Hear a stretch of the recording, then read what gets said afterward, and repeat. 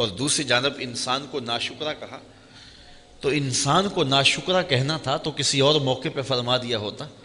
لیکن انسان کو ناشکرا گھوڑے کی قسمیں کر کے کہا،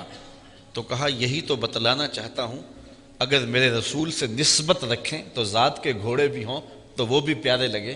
اور اگر نسبت نہ رکھیں تو انسانیت نہیں ہے، اور وہ انسان ہونے کے باوجود اولئک کل انعام بل ہم اضل، کہا وہ چوپائے ہیں، چوپایوں سے بھی بدتر ہیں۔ اس لیے عزت اگر پانا چاہتے ہو تو میرے محبوب کی چوکھٹ پہ آ جاؤ، میرے محبوب سے نسبت ہوگی تو پھر تم جیسے بھی ہوگے تو تم عزت کی مسند پر بیٹھو گے۔ ابو لہب کو ابو لہب کیوں کہتے تھے؟ کہتے ہیں کہ اس کا رنگ شعلے کی طرح چمکتا تھا، قریشی النسب تھا، ہاشمی النسل تھا، اس وجہ سے اس کا رنگ شعلے کی طرح چمکتا تھا۔ ابو لہب اس لیے کہہ دیتے ابو لہب، لیکن ذلت کے گڑھے میں گر گیا اس لیے کہ نسبت میرے رسول سے نہ قائم ہو سکی۔ اور دوسری جانب رنگ کالا ہے، ہونٹ موٹے ہیں، ذات کا حبشی ہے، لیکن ممبروں میں بھی آج تذکرے بلال حبشی کے ہیں اور محرابوں میں بھی تذکرے بلال حبشی کے ہیں۔ تو یہاں ذات نہیں دیکھی جاتی، یہاں دیکھا جاتا ہے میرے رسول سے نسبت کس کی ہے۔ اقبال یہ کس کے عشق کا فیض عام ہے، رومی فنا ہوا حبشی کو دوام ہے۔ میں اس بڑے مجمع میں اگر آپ سے پوچھوں کہ جب میرے حضور تشریف لائے تھے تو اس زمانے کے کیسر کا نام کیا تھا، تو شاید اس دور کے کیسر کا نام آپ نہ بتا سکیں۔ کسی کا تاریخ کا تازہ مطالعہ ہو تو وہ کوئی اس وقت اسے نام ذہن میں ہو تو وہ ایک الگ بات ہے، لیکن مجموعی طور پہ اس دور کے کیسر کا نام کسی کو نہیں آتا ہو۔ میں اگر پوچھوں کہ جب میرے حضور آئے تھے اس دور کے خاقان کا نام کیا تھا، اس دور کی طاقت تھی، لیکن آج اس دور کے خاقان کا نام کسی کو نہیں آتا ہوگا۔ میں پوچھتا ہوں جب میرے حضور تشریف لائے تھے تو اس دور کے کسرا کا نام کیا تھا؟ اس دور کا اوباما تھا، لیکن آج کسی کو اس دور کے کسرا کا نام نہیں آتا ہوگا۔ اور میں اگر اس مجلس میں موجود سب سے کم عمر کے بچے سے پوچھوں کہ میرے حضور کے مؤذن کا نام کیا تھا، تو وہ سر اٹھا کے بلال حبشی کا نام لے گا یا نہیں لے گا؟ تو پھر جو نسبت رسول سے رکھ لے، تعلق حضور سے رکھ لے، تو پھر رب اسے مرنے نہیں دیتا، اس کا ذکر مٹنے نہیں دیتا، ورنہ نام بھی باقی نہیں رہتا۔ تو انسان کو ناشکرا گھوڑوں کے وصف بیان کرنے کے بعد کہا گیا کہ اگر میرے رسول سے نسبت رکھتے ہوں تو ذات کے گھوڑے بھی ہوں تو وہ بھی محبوب ہیں، اور اگر نسبت نہ رکھتا ہو تو ہاشمی النسب بھی ہو، قریشی النسب بھی ہو، اور رنگ انگارے کی طرح چمکتا کیوں نہ ہو، مکے کا سردار کیوں نہ ہو، اللہ اسے پرے کا کی حیثیت نہیں دیتا، اس لیے کہ اس کی نسبت میرے رسول کے ساتھ نہیں ہے۔ تو رب لوگوں کو دیکھتا ہے محبوب کی نسبت کے حوالے سے، جس کی نسبت محبوب سے جڑی ہے، جس کا تعلق حضور سے جڑا ہے، تو اللہ تعالیٰ اس کو سر بلند کر دیتا ہے، چاہے وہ ذات کا گھوڑا ہی کیوں نہ ہو، وہ ذات کا اونٹ ہی کیوں نہ ہو، بلکہ نبی سے نسبت ہو جائے تو ذات کی چیوٹی ہی کیوں نہ ہو، بلکہ نبی سے نسبت رکھنے والے ولیوں سے نسبت ہو جائے، ذات کا کتا بھی کیوں نہ ہو، تو رب کو وہ بھی پیارا لگتا ہے، اور اس کی ادائیں قرآن میں اللہ بیان کرتا ہے۔ تو جو سب کچھ نبی پہ وار دیتے ہیں تو ان کی شان و عظمت کا عالم کیا ہوگا۔ تو ان 5 قسموں کو بیان کرنے کے بعد کہا بے شک انسان اپنے رب کا ناشکرا ہے۔ قنوت کے کئی معنی اور کئی مطالب علماء نے بیان کیے ہیں۔ معروف معنی اس کا یہی ہے کہ جو اللہ کی نعمتیں کھائے اور اس کا شکر ادا نہ کرے۔ یہ ہر انسان کی کہانی نہیں ہے،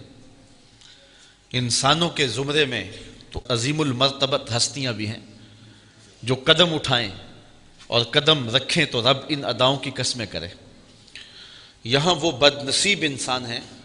جو اپنے رب کی نعمتیں کھائیں اور اس کا شکر ادا نہ کریں۔ قنوت کا ایک معنی یہ ہے کہ جب اللہ تعالیٰ نعمتیں عطا کرے اور جب وہ نعمتوں کو روک لے، 2 حالتیں ہوتی ہیں انسان کے اوپر اللہ کی طرف سے، کبھی اللہ نعمتیں عطا کرتا ہے، کبھی نعمتوں کو روک لیتا ہے۔ تو جب نعمتوں کو روک لے تو یہ واویلا کرے، لٹ گیا، مر گیا، کچھ نہ رہا، اور جب اللہ تعالیٰ کرم نوازیوں کے دروازے کھولے تو پھر اس وقت اس کا اظہار نہ کرے۔ تو مفسرین کی ایک جماعت یہ کہتی ہے کہ قنوط ایسے شخص کو کہتے ہیں کہ جب اسے تکلیف آئے تو واویلا مچائے، شور و فساد کرے، اور جو ہے وہ کہے میں لٹ گیا، مر گیا، بیماریاں آئے تو شور کر دے، غربت آئے تو شور کر دے، کوئی اسے تکلیف پہنچے تو جو ہے وہ شور و غل مچا دے، لیکن جب اللہ کی رحمتوں کے دروازے اس پر کھول دیے جائیں تو اس وقت جو ہے وہ اللہ کا شکر ادا نہ کرے، اس کا اظہار نہ کرے۔ تو جو نعمت کا اظہار نہ کرے اور دکھوں کا اظہار کرے، اللہ کی طرف سے آنے والی تکلیفوں پر واویلا مچائے، تو اس کو عربی زبان میں قنوط کہتے ہیں۔ تو کہا کہ انسان اپنے رب کا قنوط ہے، ناشکرہ ہے، اور نعمتوں پر شکریہ ادا نہیں کرتا، اور جب اسے تکلیفیں آتی ہیں تو واویلا مچاتا ہے۔ قنوط کا ایک معنی یہ بھی علماء نے بیان کیا ہے، اہل لغت نے، کہ جو بخیل ہو، کنجوس ہو۔ اللہ تعالیٰ جب نعمتیں عطا کرے تو اس نعمت میں اوروں کو شریک کرنا چاہیے، ہمسایوں کو، رشتہ داروں کو، اعزاء و اقربا کو۔ تو جو اپنی نعمتوں میں، اللہ کی عطا کردہ نعمتوں میں، وہ دولت کی صورت میں ہے، وہ علم کی صورت میں ہے، وہ عزت و شہرت کی صورت میں ہے، تو جو اللہ کی عطاؤں میں جو بندے پر مسلسل برسی ہیں تو اوروں کو شامل نہیں کرتا ہے، تو وہ قنوط کہلاتا ہے۔ اللہ اکبر۔ وَإِنَّهُ عَلَى ذَلِكَ لَشَهِيدٌ، اور وہ اس پر خود گواہ ہے، یعنی خارج سے کسی دلیل کی ضرورت نہیں ہے کہ آپ اس کے لیے کوئی دلائل مرتب کرنے پڑے کہ انسان کیا واقعی اپنے رب کا ناشکرہ ہے۔ کہا کہ اس پر خارج سے اسے کوئی دلیل نہیں چاہیے، اگر وہ تدبر کرے تو اس کا ضمیر بتائے گا کہ وہ واقعی اپنے رب کا ناشکرہ ہے۔ انسان اپنے تدبر اور اپنے تفکر کے ساتھ اپنی اس کیفیت کو دیکھ سکتا ہے کہ کیا اس میں یہ کیفیت موجود ہے۔ جن پاک باز لوگوں کو اللہ نے اس خصلت بد سے محفوظ رکھا ہے وہ تو خوش نصیب لوگ ہیں، اور باقی لوگ اپنے اندر غور و فکر کر سکتے ہیں۔ قرآن یہ دعوت دیتا ہے، یہ بات بھی ذہن میں رکھیں کہ یہاں خبریت مقصود نہیں ہے، قرآن مجید کا یہاں یہ مقصود نہیں ہے کہ یہ بتا دینا کہ اس میں یہ خامی ہے، بلکہ خامی بتا کر کے اس کے دور کرنے کی طرف توجہ دلائی گئی ہے۔ جس طرح ایک حکیم حاذق کسی کی نفس پہ ہاتھ رکھ کے اس کو خطرناک مرض بتا دیتا ہے، تو وہ اس لیے نہیں بتاتا کہ اس کو میں آگاہ کر دوں کہ تیرے لیے یہ مرض ہے، بلکہ اس کا مقصود یہ ہوتا ہے کہ اس کو مرض بتا کے علاج کی طرف متوجہ کر دوں۔ تو اللہ تعالیٰ جل شانہ انسان کو جو بیماری لگی ہوئی ہے قنوط کی، ناشکری کی، رب کی نعمتوں پر سپاس نہ ادا کرنے کی، بخل کا مرض جو لگ چکا ہے، رب کی نعمتیں نہ ملیں تو واویلا مچاتا ہے، اور نعمتیں مل جائیں تو پھر اس کو مخفی رکھتا ہے، اس کا اظہار نہیں کرتا، ابراز نہیں کرتا۔ تو اس بیماری دور کرنے کے لیے اس بیماری کو بتایا گیا ہے اور تشت ازبام کیا گیا ہے، اور کہا اس کے لیے تجھے تشخیص کروانے کے لیے کسی حکیم کے پاس جانے کی ضرورت نہیں ہے، کسی طبیب کے پاس جانے کی ضرورت نہیں ہے، کسی ڈاکٹر کے پاس جانے کی حاجت نہیں ہے، تجھے کوئی صغرا کبرا ملانے نہیں پڑیں گے،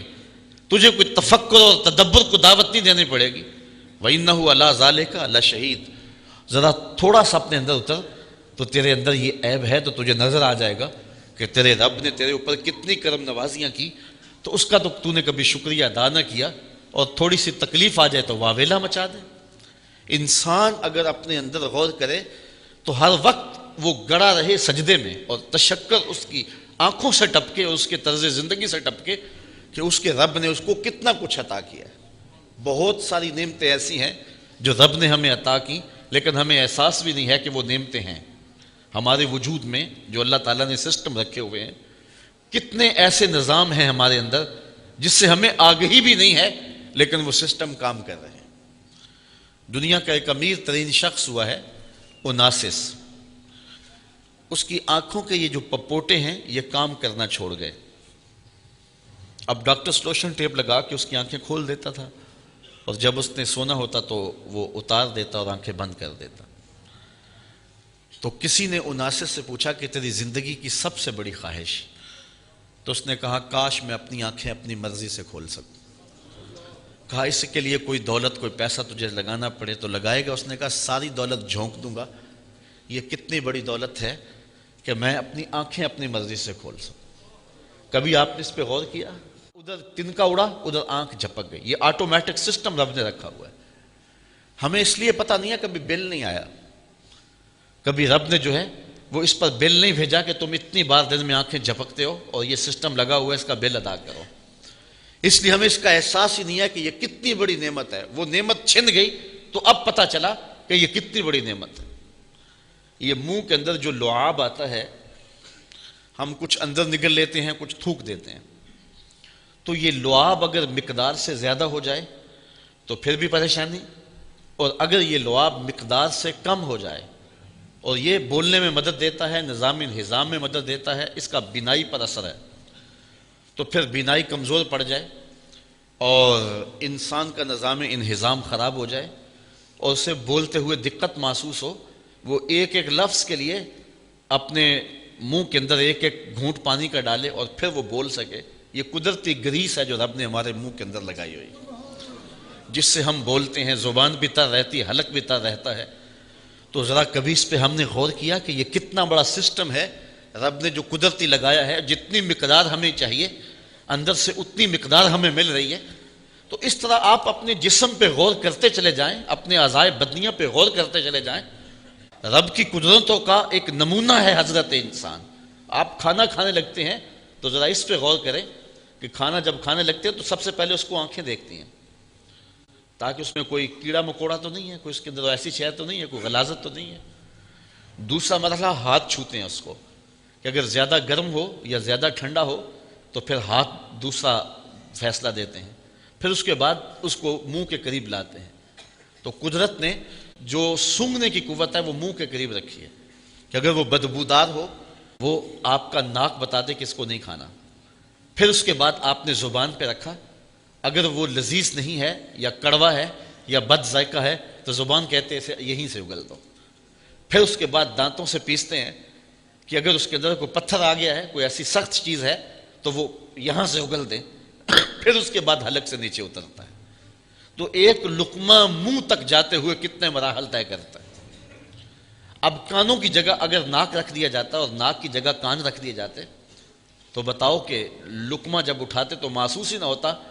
کہ یہ جو ہے وہ خوشبودار ہے یا بدبودار ہے، تو باسی بھی لوگ نگل لیتے، تو لیکن قدرت نے ناک کو منہ کے قریب رکھا ہے اس لیے کہ اس کی ضرورت یہاں زیادہ تھی۔ تو ایک لقمے کے اٹھانے سے لے کر کے اس کو منہ تک لے جانے تک، پھر زبان پر رکھنے سے لے کر کے چبانے تک انسان کتنے مراحل سے گزرتا ہے۔ یہاں ایک جملہ اور کہنا چاہتا ہوں کہ رب نہیں چاہتا کہ اس کے پیٹ کے اندر کوئی غلط لقمہ چلا جائے،